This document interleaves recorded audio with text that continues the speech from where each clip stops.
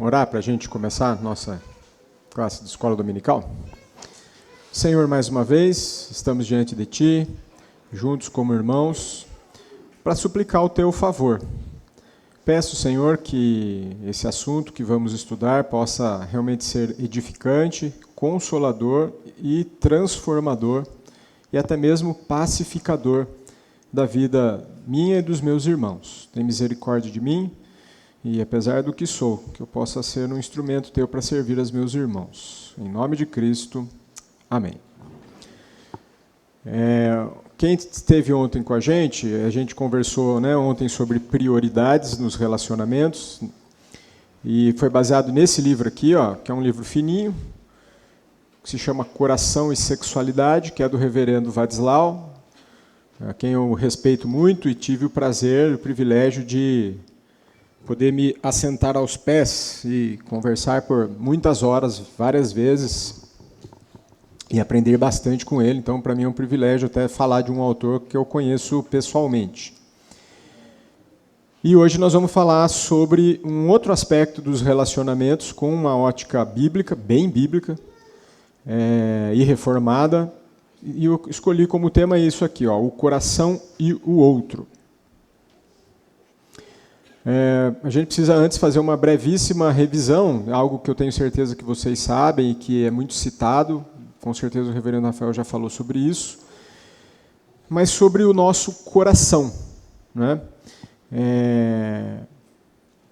Olha só aí, se você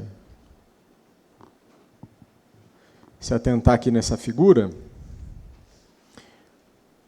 dizer, fazer e se comportar é um reflexo do que abunda lá no coração.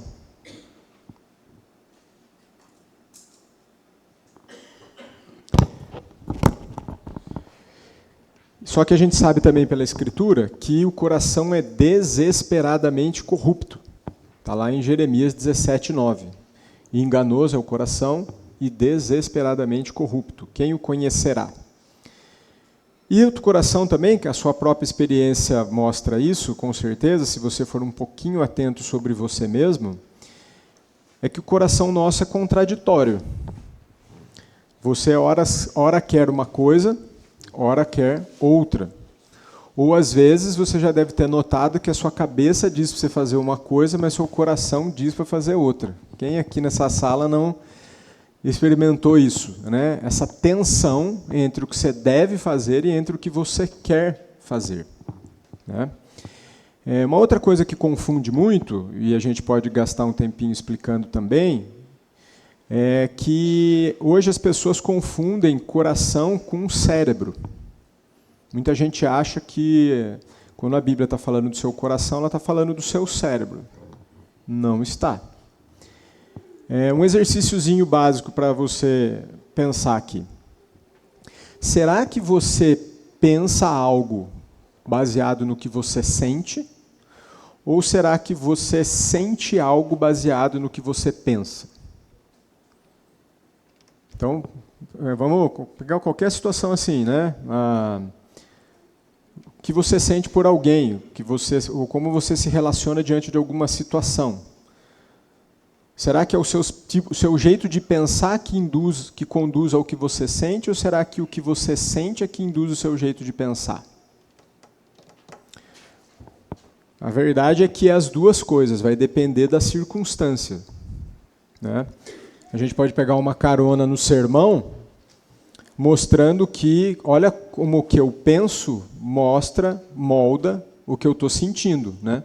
Como o Rodrigo muito bem explanou, a hora que o Asaf começou a enxergar as coisas de uma forma que não era correta, os sentimentos dele foram mudando.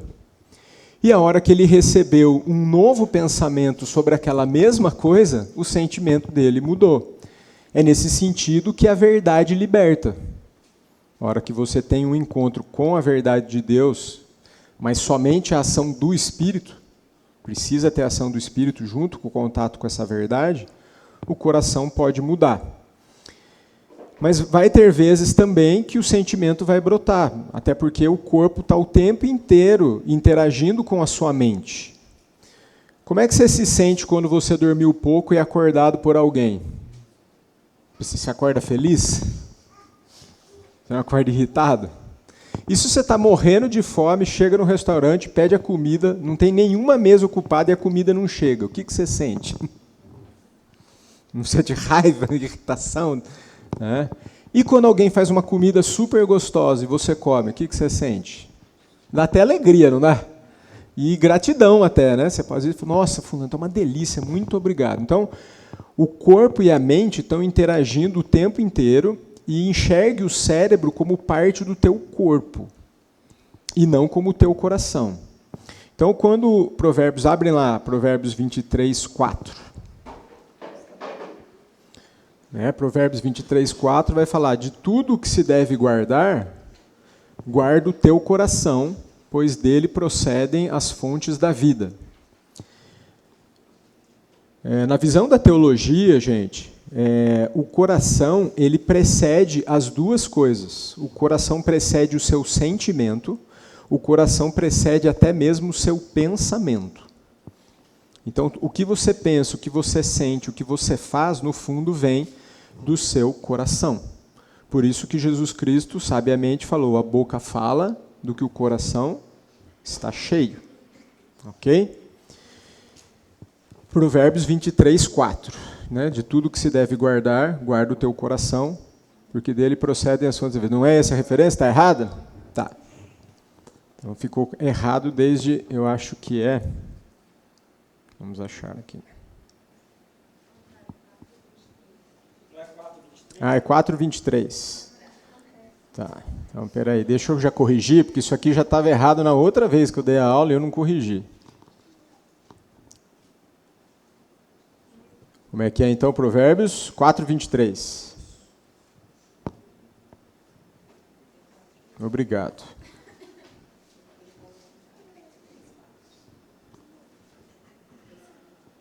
Pronto. E eu não vou ler aqui, mas se você ler lá esse trecho de Romanos, Paulo vai falar da luta dele com ele mesmo, que ele não compreende o modo dele de agir, que no coração ele quer obedecer a Deus, mas ele vê no membro dele uma inclinação para outras coisas, então o coração é contraditório. Mas também o Senhor prometeu que daria um novo coração. Isso está lá em Ezequiel 36, 26, dar-vos-ei coração novo e porei dentro de vós espírito novo, tirarei de vós o coração de pedra e vos darei coração de carne. Jeremias 31, 33, porque esta é a aliança que firmarei com a casa de Israel depois daqueles dias. Na mente lhes imprimirei as minhas leis, e também no coração lhes inscreverei. Eu serei o seu Deus, eles serão o meu povo.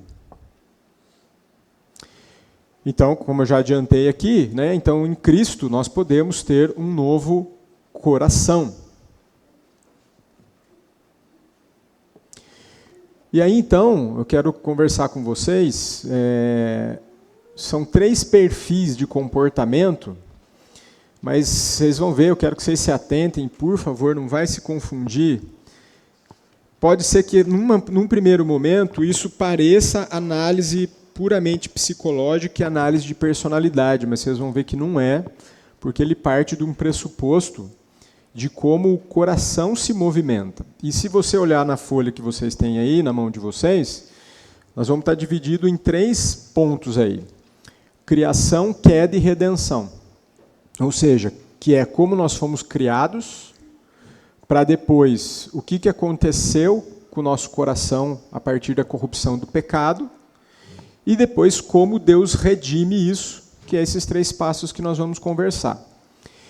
Só que aproveitando, eu queria que você guardasse que esses 3 pontos, vai ter muita gente que vai defender que são 4, que teria glorificação depois, é um princípio filosófico, de filosofia cristã, de que tudo no universo funciona baseado nessa lógica. E isso é muito forte, gente, isso penetrou no ser humano. Eu vou dar um exemplo que é bem fácil de entender, que é o que está no cinema. Se você pegar a história do Batman, o que é a história do Batman? A cidade estava em paz, até que apareceram os vilões. E aí os vilões começam a causar o mal, e precisa de vir alguém que venha lá e acabe com os vilões para que a paz seja restabelecida. Criação, queda e redenção. No caso, o Batman é que é o redentor de Gotham City. Harry Potter. Um bruxo volta lá da morte e tal e vai dominar tudo. Precisa surgir alguém que salve o reino da magia. Olha que curioso, olha como é forte isso. O ser humano, qualquer pessoa que você sair na rua perguntar, ela vai concordar que tem alguma coisa errada com esse mundo. Você sair perguntando, você acha que tem alguma coisa errada com o mundo? Você não vai encontrar ninguém que fala, não, acho que a vida é super legal, não tem problema nenhum, está tudo certo. Então isso mostra que, no fundo, essa é uma experiência intrínseca ao ser humano, porque tem a ver com a história da redenção. Deus fez o mundo perfeito, o pecado corrompeu, só que a diferença é isso, é que o incrédulo ele não reconhece que o problema do mundo é o pecado e a queda. Vou dar mais um exemplo de como isso é forte. Na visão do socialista e do comunista, qual que é o problema do mundo? O dinheiro, o capital. Como que eu faço para redimir o mundo? Eu acabo com o capital. Então o governo vai lá, ele divide tudo a critério dele, e o governo é o redentor da sociedade. Com isso, então, por isso que um socialista acha que propriedade privada é um problema. Porque, afinal de contas, é ela que gera desigualdade. Criação, queda e redenção. Só que, obviamente, o que vai acontecer em todos esses sistemas? A identificação do problema está errado e aí, obviamente, o remédio está errado, né? Porque se o diagnóstico estiver errado, como que o remédio vai estar certo? Tá, então nós vamos raciocinar em cima dessa base aí. Um outro exemplo ainda para vocês. Existem ONGs para retirar as pessoas das drogas. Então, a droga é um problema que tirou a pessoa de quem ela deveria ser, e aí eu faço o esporte, por exemplo, e através do esporte eu tiro as crianças das drogas e vou redimi-la. Tá? São essas ideias que ficam girando o tempo todo. Então aqui nós vamos encontrar 3 perfis. A gente vai começar falando dos movimentos sociais. Então, olhando aí na coluninha bem do meio, você vai ver aqui movimentos sociais. O dominador, ele tem um movimento contra as pessoas. O agradador, um movimento para perto das pessoas. E o controlador, um movimento para longe das pessoas. Veja que, na verdade, esses são os únicos 3 movimentos possíveis, né? Você pode ser uma pessoa que parte para cima das pessoas, digamos assim. Você pode ser uma pessoa que sempre quer estar perto das pessoas. Ou você também pode não gostar de pessoas e fazer um movimento para longe das pessoas. Na verdade, também, eu já adianto aqui para você que ninguém aqui nessa sala, nesse salão, é um só. Todos nós somos os 3. Só que em alguns momentos vai dominar um ou outro e por perfil, e na verdade, infelizmente, até por perfil de idolatrias, você vai tender a ter mais um perfil do que outro. Só uma coisa que eu esqueci de falar, que também tem uma divisão que aconteceu também, que é o seguinte. Quando o pecado entrou no mundo, o que aconteceu? Primeiro de tudo, houve uma ruptura entre a nossa relação com Deus. E por causa disso, a gente deixou de ser completo, de ser íntegros. Houve uma desintegração do ser quando o pecado entrou. Porque a partir do momento que nós não estamos em Deus, nós não somos mais nem inteiros mais. Nós estamos incompletos. Isso que explica, por exemplo, a história do vazio que as pessoas sentem. Isso também confirma a frase famosa de Agostinho, que é: ó Deus, tu nos fizeste para ti mesmo. E tu nos fizeste de tal forma que inquieto é o nosso coração, enquanto não repousa em ti. Você só vai encontrar sossego de alma quando você estiver em Deus. Só que quando o pecado entrou, além de romper eu com Deus, que é a desintegração, você não está mais íntegro, né, integral, houve também uma ruptura com você mesmo. Por isso que existe a contradição entre o que você quer e o que você realmente faz, entre os seus desejos e aquilo que você executa. E também a interação foi quebrada também. Por causa do pecado, agora a gente não consegue mais se relacionar bem. Tanto é verdade isso que, se você olhar no relato de Gênesis, a primeira coisa que aconteceu logo que entrou o pecado foi um jogar a culpa no outro. E depois terminou com a culpa na serpente, né? Deus falou com Adão. Deus falou, foi a mulher que o senhor me deu. Daí a mulher falou, não, mas foi a serpente, ela ofereceu, eu comi. Isso aí já é problema de interação, concorda? Porque já houve um começou a tacar a culpa no outro.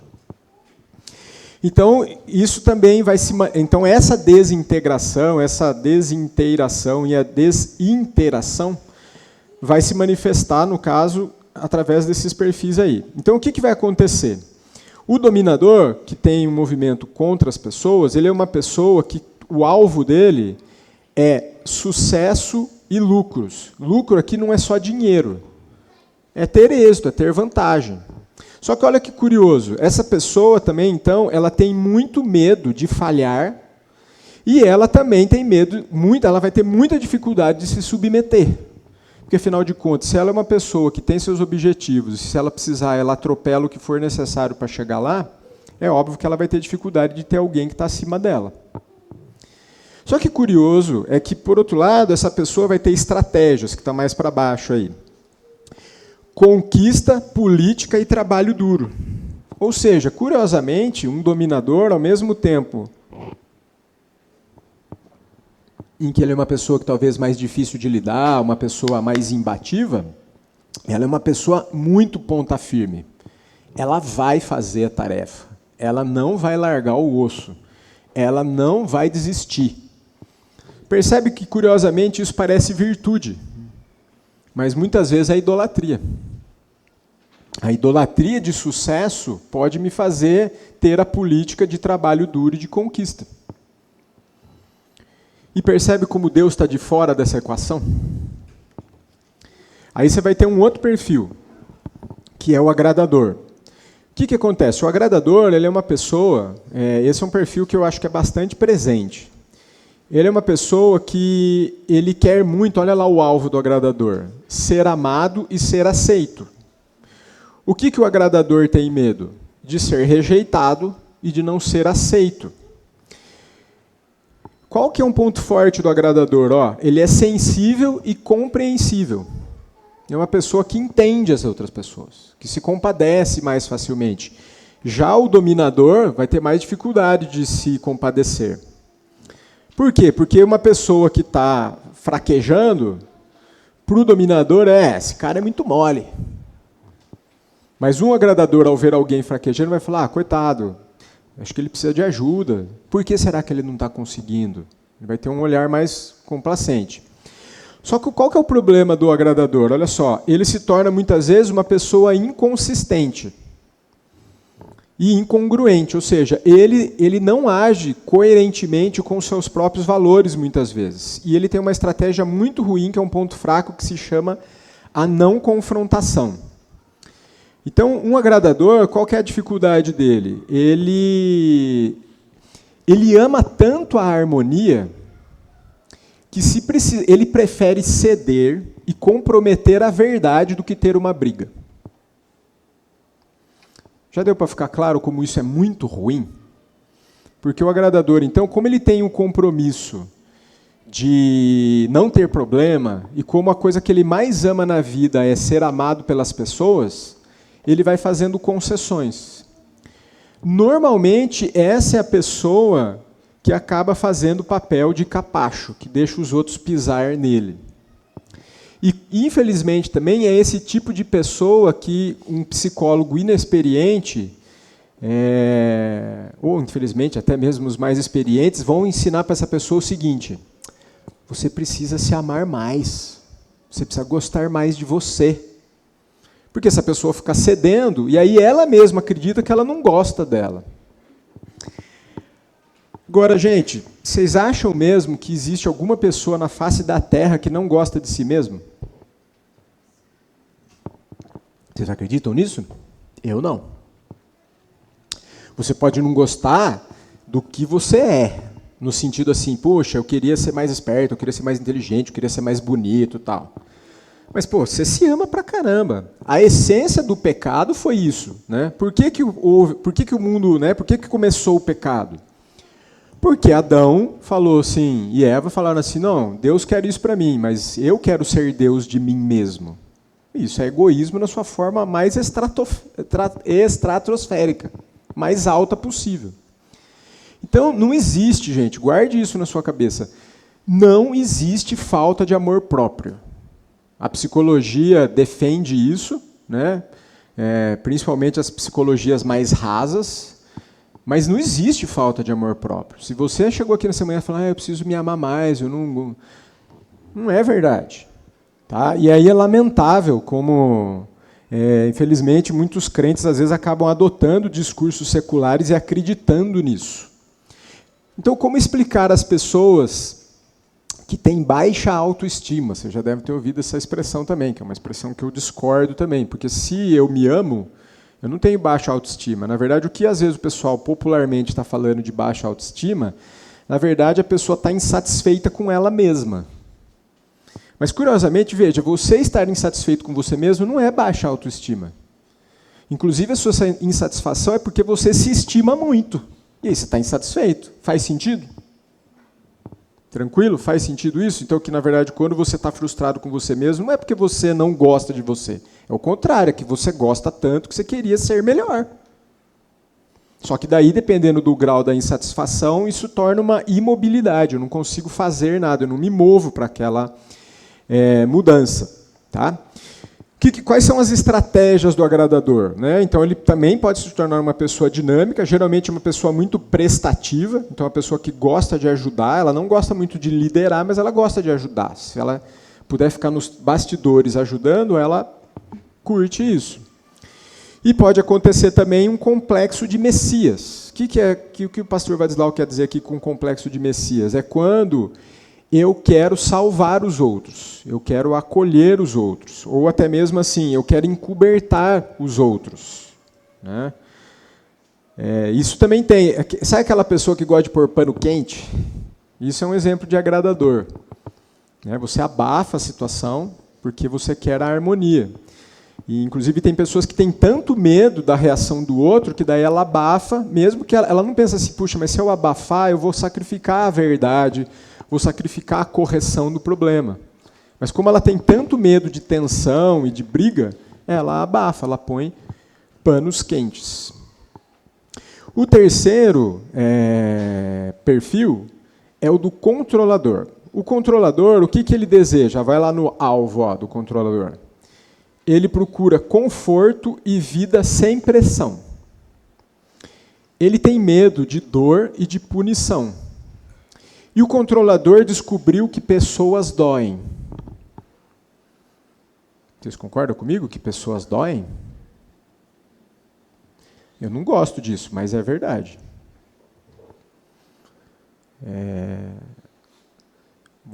Se você tiver a expectativa que o seu verdadeiro amigo é aquele que nunca te ofende, então você não entendeu o que é ser amigo. E se você deixar de ser amigo de alguém porque alguém falhou com você uma vez,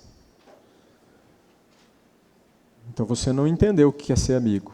E outra coisa, e se você é cristão e teu amigo te ofendeu e você não consegue perdoar, o sacrifício de Jesus vale muito pouco. Não é? Porque basta uma ofensa para a amizade acabar. Então, faz parte da amizade. Né? Tanto é que Provérbios vai dizer o quê? Como o ferro, com o ferro se afia, assim o homem ao seu amigo. E aí, então, o que o controlador faz? Ele quer negar problemas e ele foge para longe das pessoas. Então, normalmente, essa pessoa controladora, ela vai ter como ponto forte uma pessoa muito organizada e, por outro lado, ela tende a ser uma pessoa inflexível, não consegue ser espontânea e ela tende a ser insensível também, porque como ela tem medo de dor, quando alguém vem trazer um problema para ela, a não ser que ela esteja muito envolvida e ela não tenha como sair fora, a estratégia dela sempre vai ser, isso não é comigo. Sai para lá, eu não quero problema, não vem com problema para o meu lado. Então, essa pessoa tende a viver mais isolada. Não precisa ser necessariamente geograficamente. Né? Mas a pessoa é uma pessoa que está perto de todo mundo, mas ninguém sabe o que ela pensa, ninguém sabe o que ela sente, ninguém sabe a opinião dela. Porque como ela não quer rolo, ela nunca se manifesta. Ela prefere se fechar. Porque ela quer ficar longe das pessoas. E aí isso vai fazer com que ela seja... Isso explica um pouco porque ela é uma pessoa orientada à tarefa. Porque lidar com coisas é mais fácil do que lidar com pessoas. E, por outro lado, ela vai tender a fazer muito bem feitas essas tarefas, ela vai se organizar, mas ela também vai tender a... Como ela quer ter muito controle da situação, isso explica por que ela é organizada. Porque ela não quer ser pega de surpresa. E isso é que faz ela ser inflexível. Porque flexibilidade é risco. Se eu mudo o meu plano porque alguém pediu, pode sair do meu controle e aí eu posso ter dor, posso ter sofrimento, posso ouvir coisas que eu não quero. Então essas pessoas tendem a ser metódicas e como elas são metódicas, elas são intransigentes, porque elas querem muito que seja do jeito delas. Ou quando ela cede e sai fora, porque daí ela continua de fora, entendeu? Se ela precisar ceder, ela cede, mas daí ela sai. Perceba que, por mais que a gente pareça estar tendo uma conversa de psicologia aqui, porque não deixa de ser psicologia do comportamento, mas veja que a base é como o coração lida com as pessoas. Né? E isso vai refletir idolatria. Porque eu comecei pelo movimento social porque ele é mais fácil de entender. Mas agora que vocês já ouviram tudo, dá para a gente pensar, ó, agora vamos de cima para baixo. Se eu sou um dominador, se o que eu mais quero na vida é sucesso e lucro, então eu vou morrer de medo de falhar, porque eu não tenho sucesso. E eu não posso me submeter a ninguém, porque alguém vai atrapalhar meu plano. E se as pessoas entrarem na minha frente, eu passo por cima. Então eu trabalho com visão e sou ousado. Eu quero fazer tudo, e assim eu me torno arrogante, e eu tendo a confrontar e dominar. E minha política é conquista e trabalho duro.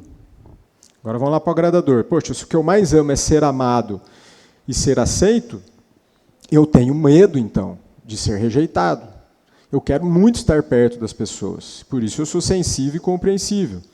Mas, por outro lado, eu tendo a ser inconsistente, incongruente. Por quê? Porque como a minha maior preocupação é que tudo fique bem, eu vou tomar minha decisão e vou fazer meu discurso baseado no que não dá briga e não no que é certo. Tinha uma pegadinha, aquelas pegadinhas do Silvio Santos, assim, aquelas coisas assim, que era engraçado, que era assim, o cara estava numa praça e falava assim, o que você acha de tatuagem? Só que já estava combinado que ia aparecer um cara depois bem forte e bem tatuado. Aí pegava um cara e falava, o que você acha de tatuagem? O cara falava assim, eu acho horrível. Acho que isso aí é coisa feia, coisa geralmente bandido que faz isso, é de gangue. E o cara descia a lenha na tatuagem. Daí já passava o fortão.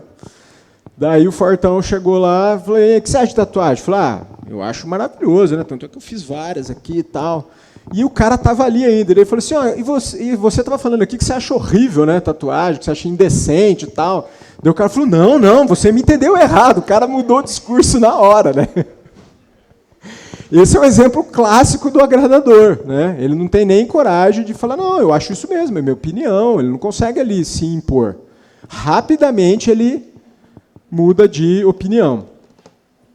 E o controlador é isso, então. Como ele tem como alvo o conforto e a vida sem pressão, o que ele mais tem medo é de punição e dor. E como ele sabe que pessoas doem, ele vai para longe das pessoas.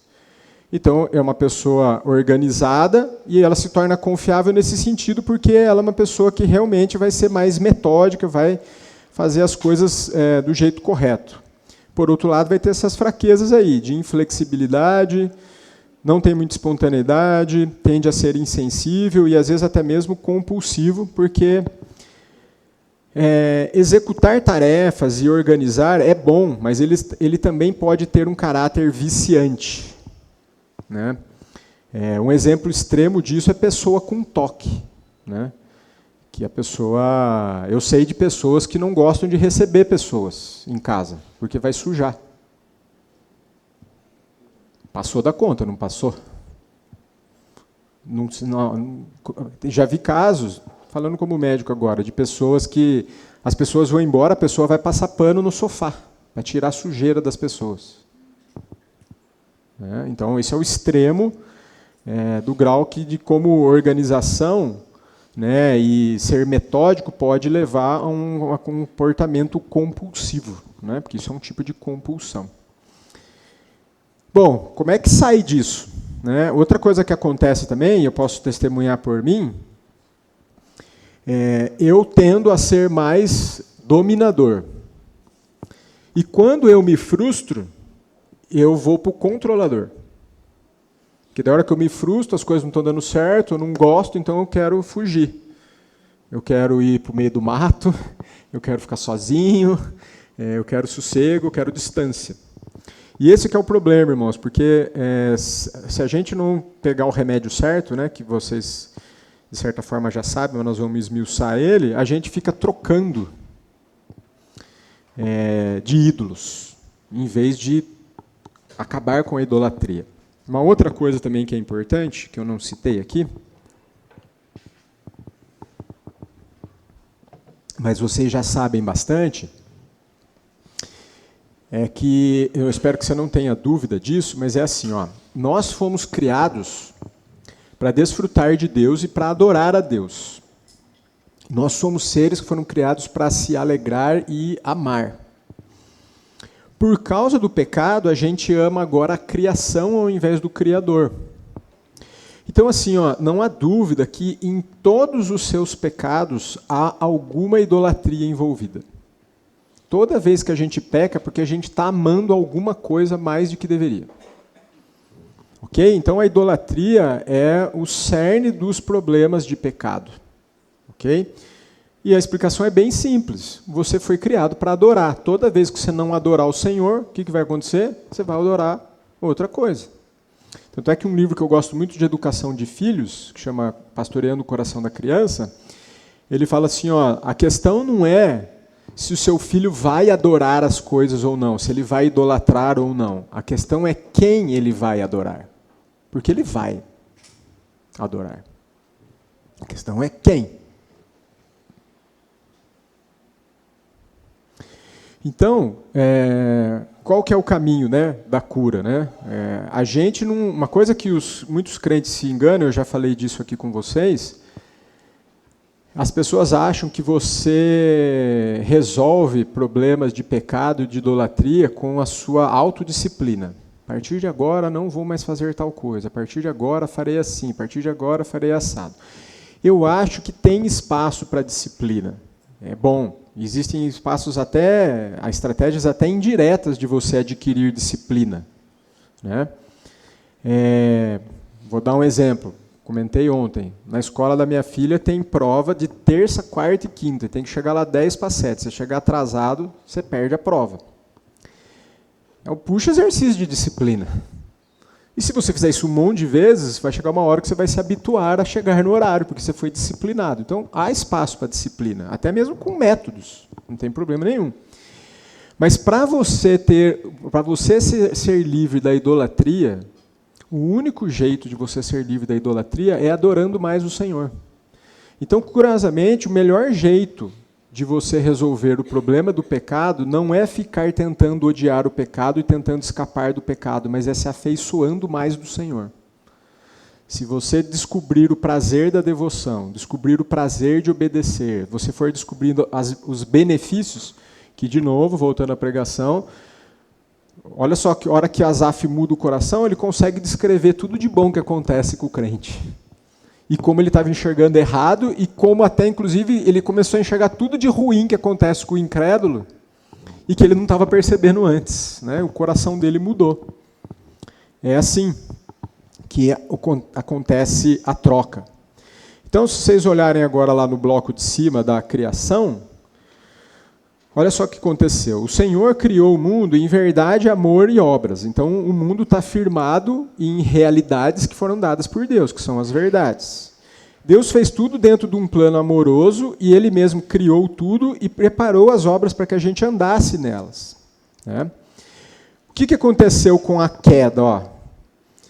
Na queda vai existir, então, a luta pelo poder, temor de homens, idolatria. E aí, olha só, reversão, inversão e rebelião.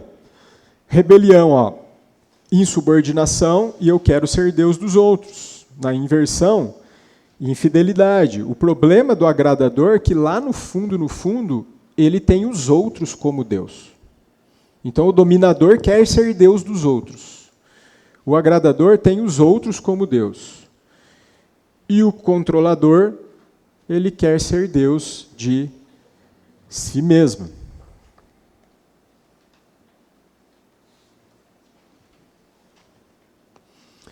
Olha só, com a queda o que aconteceu? Eles praticaram o mal e perderam a noção do bem. Se desintegraram na percepção verdadeira de si mesmos e se separaram do amor. As consequências foram as obras da carne em forma de defensividade. Eles fizeram vestes para se esconder de Deus. Autorrealização, fizeram roupa para si mesmo.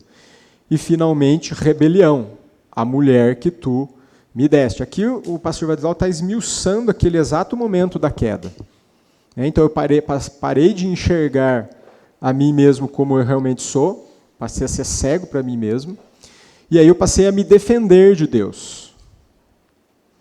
Por isso que eles se escondem. Lembra lá da cena do jardim? Eles ouvem o Senhor e se escondem. E eles já tinham tentado resolver o problema do pecado deles fazendo vestes.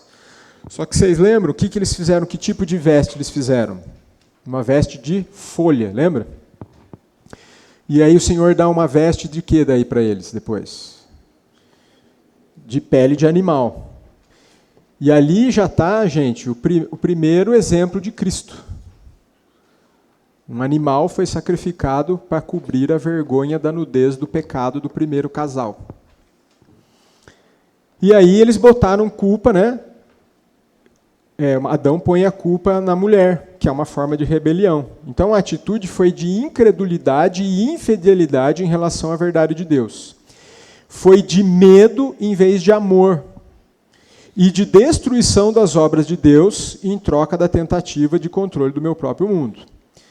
Olha só o que mais que aconteceu na queda. Deus justo e bom, que é a verdade, né, passou a ser injusto e mal aos olhos de Adão. E o amor de Deus passou a ser percebido como caridade reivindicativa do mais forte. E as suas obras pareceram relegadas ao acaso e o tempo. Não é assim que a gente sente quando começa a acontecer coisas que a gente não gosta? Parece que Deus não está olhando. Parece que Deus não está vendo. Como que Deus está deixando isso acontecer? Somos moralmente criados para manifestar a verdade, eticamente criados para viver em amor e teleologicamente criados para construir sobre essa base. O que é teleológico? É no sentido de finalidade. Nós somos criados sob a finalidade de viver em amor e manifestar a verdade e viver em amor. Então somos criados para nos relacionarmos com o Deus unitrino. Somos criados para refletir seu caráter nos relacionamentos com o próximo e com o mundo. Então vem o pecado e desvirtua os temas da existência. Então, olha só, que daí, agora dá para a gente amarrar tudo dentro do mesmo pacote. O que acontece de comum com os três perfis? No fundo, o dominador, qual imagem ele vai refletir para as pessoas? A dele mesmo. E o agradador? A dele mesmo. E do controlador? A dele mesmo. Mas olha que curioso. O Senhor chamou a mim e a você para refletir a imagem dele para os outros. Pode parecer meio óbvio, mas você tem lembrado que Deus está usando você para se mostrar para as pessoas? Paulo fala que vós sois a carta de Deus, escrita e lida por todos os homens. Olha que honra, gente, e olha que bonito. Deus quer que você seja o espelho dele. Então é como se fosse assim, né? Deus está lá na glória, está aqui um espelho que bate e reflete. Só que, na verdade, em vez de ser o espelho que eu estou segurando, o espelho é você mesmo. Deus me chamou e te chamou para ser um espelho dele para as pessoas. Então, olha só como que a hora que eu idolatro conforto, sucesso, amar os outros, eu estou refletindo a mim e não a Deus. E estou saindo cabalmente do propósito da criação. E a gente vive tentando causar o impacto da nossa imagem para as pessoas. E aí, toda vez que a gente tenta causar o impacto da nossa imagem para as pessoas, a gente encontra desencontros, tristezas, frustrações e outras coisas, porque não chega onde deveria, porque você está indo fora do que deveria. Então, aqui na redenção, o dominador, aqui o Senhor Jesus vem e dá o exemplo do que nós deveríamos ser, e aí nós vamos ver a resposta em Cristo de cada perfil errado e sua distorção e como consertar isso. Lembra que o dominador, ele quer ser Deus dos outros, ele tem um movimento até mesmo contra as pessoas. Porque ele quer reinar. Mas Cristo, como rei, se submete à cruz e se põe na postura de servo. E ele então carrega as cargas e carrega o pecado de todo mundo. Se você nessa manhã se identificou como dominador, o caminho é: olhe para o mestre e aprenda que você é chamado a um outro tipo de reino. Porque você não deveria ser rei, você deveria ser servo. E você não deveria querer dominar, mas você deve se deixar dominar pelo senhorio de Cristo, confiando na direção dele e que ele vai te dar o que você precisa. Não é a sua política de trabalho duro que vai conquistar o que você precisa. Depois aqui, vamos para a coluna do lado, né? O Senhor Jesus também se fez sacerdote. E aí então ele chama para homem e mulher estar em Cristo, na igreja, em Cristo. Então você pode, quem se identificou aí com um agradador, que bom que você gosta de estar com as pessoas. Mas você não precisa mais e não deve mais ter medo das pessoas, ou medo de ser rejeitado pelas pessoas, mas você deveria ter o desejo de ministrar às pessoas.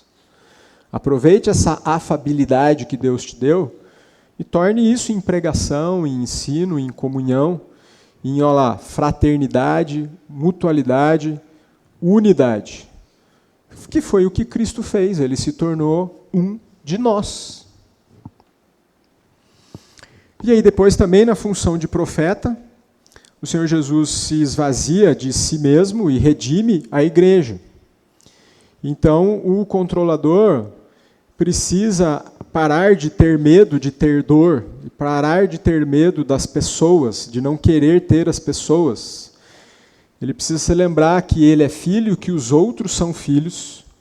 Ele precisa parar de querer ser Deus de si mesmo, mas ao contrário, ele precisa se negar a si mesmo para que ele pare de fazer movimento para longe das pessoas e passe a gostar de estar com as pessoas.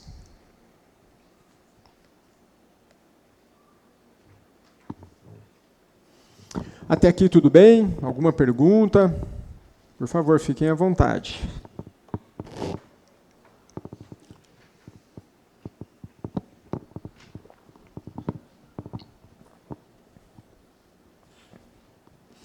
Então, gente, é assim, já estou concluindo aqui a aula. Para mim, quando eu aprendi sobre esses perfis, eu achei que foi muito útil. Porque, primeiro, que me ajudou a entender melhor um pouco como as pessoas funcionam. Outra coisa que eu achei muito legal, que é muito diferente, que eu fiz questão de frisar no começo da aula, é que isso aqui não é perfil psicológico. Isso aqui é perfil de comportamento que acusa, traz à tona, alerta sobre tipos de idolatrias. E você precisa identificar a idolatria para, obviamente, poder combatê-la. Tá? Então, Se você entender isso, guardar, ler de novo, pensar sobre isso, ou até mesmo, né, ir atrás de ler o livro, não é uma leitura fácil, mas eu acho que vale a pena, ainda assim eu recomendo. Isso pode ajudar você a conhecer melhor o outro, a entender melhor o outro, e a entender melhor a você mesmo, e a perceber melhor as suas motivações. Porque uma coisa que acontece muito, gente, que eu vejo também na minha experiência pessoal, na minha experiência de consultório, na experiência de aconselhamento, é que as pessoas têm uma noção muito pobre de si mesma. E por isso que elas fazem bobagem. Porque elas não conhecem a si mesmas, elas não conseguem olhar para si mesmas. E o que é interessante também levar em consideração é que, olha só, por isso que muitas vezes a gente pega no pé aí, se opõe à psicologia em diversos aspectos, é que é assim, imagina. Como pode uma ciência descrever o ser humano com habilidade sem levar em consideração o fator Deus e o pecado? Isso é uma parte importante da equação. E a psicologia tem como pressuposto desconsiderar isso. Então, a nossa antropologia, que é quem é o homem, como ele funciona, ela acaba sendo diferente da antropologia da psicologia. É isso que a gente precisa ficar atento. E aí os nossos remédios vão ser diferentes e as nossas conclusões vão ser diferentes.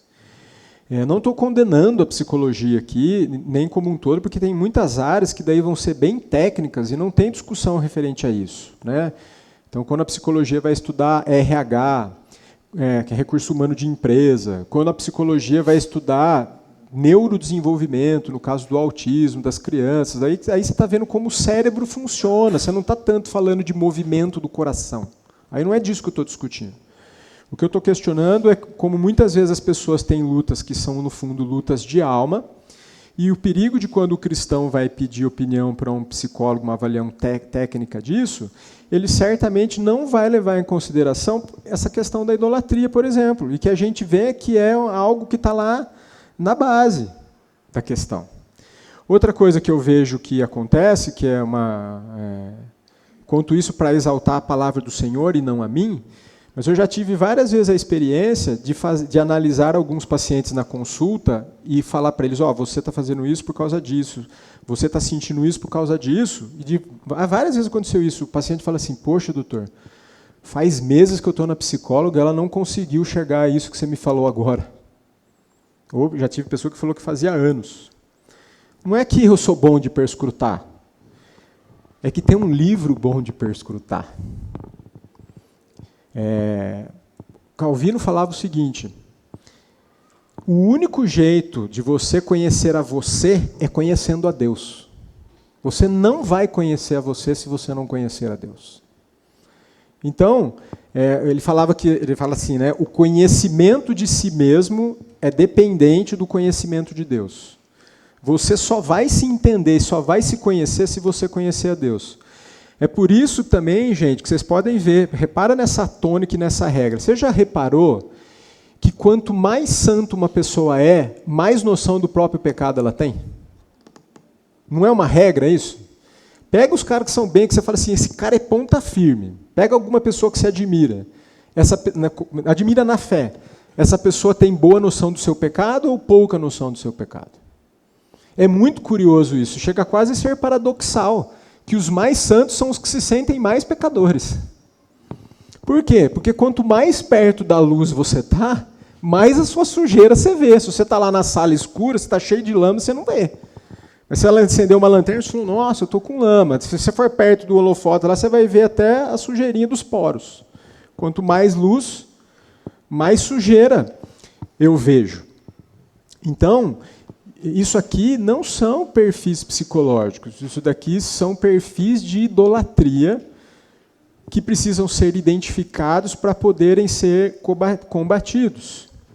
Outro alerta que eu faria para você, se você quer mergulhar nesse mundo de entender melhor o coração seu e dos outros.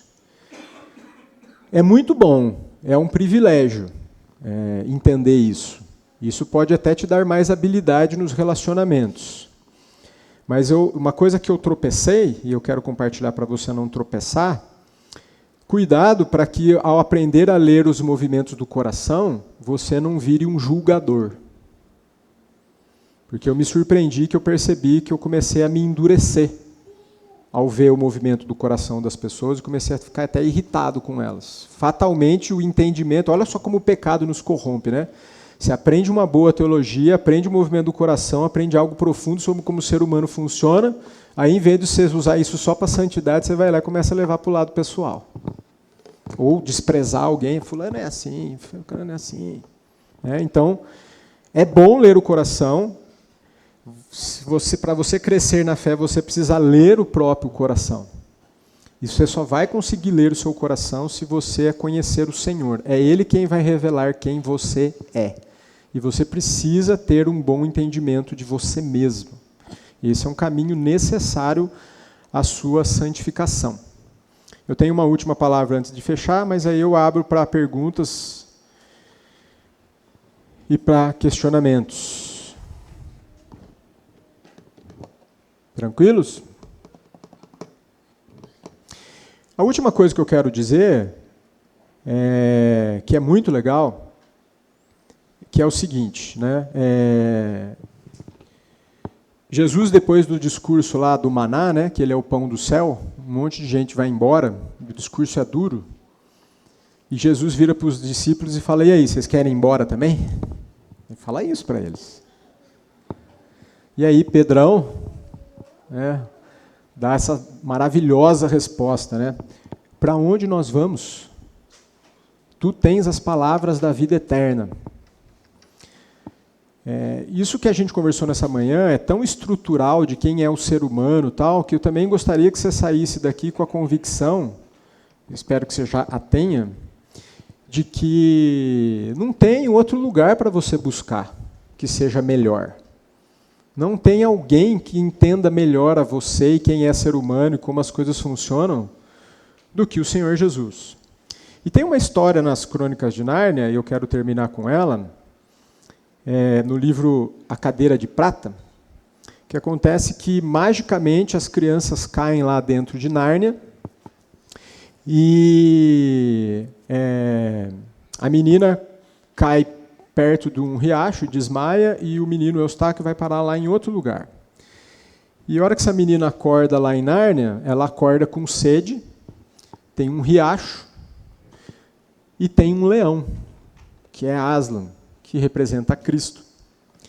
E ela levanta e fala assim para ele, se eu for ali beber água, você promete que você não vai me morder? E aí Aslan fala assim para ela, eu não vou te fazer nenhuma promessa. Ela falou, opa, acho que não vai dar para beber água, né? Aí ela fala assim, então eu vou beber água em outro lugar. E aí Aslan responde para ela assim, não tem nenhum outro lugar que você possa beber água aqui, a não ser esse. Essa é uma lição maravilhosa de que Jesus está falando, não procure em outro lugar. Você não vai conseguir matar a sua sede em nenhum outro lugar. E aí acontece uma coisa bem bonita e bem ilustrativa, para estimular você a ler a Cadeira de Prata. De todos os livros da crônica, esse é o meu preferido, das 7 crônicas.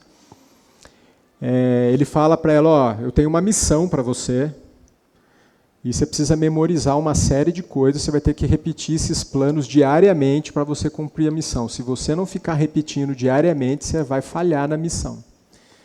Que é exatamente a vida cristã, né?